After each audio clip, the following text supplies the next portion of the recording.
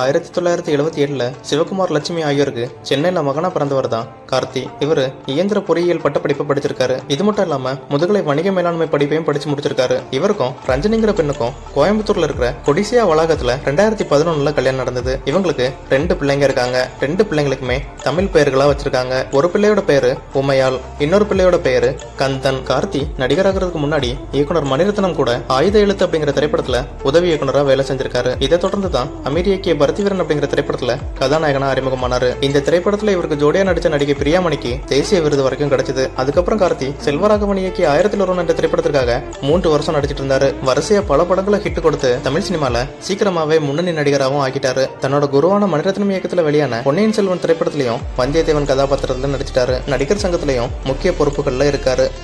நம்ம யாருக்கு கீழையும் இல்ல, நம்ம யாருக்கு மேலையும் இல்ல, நம்ம யாருக்கு ஈக்குவலும் இல்ல, நம்ம தனி.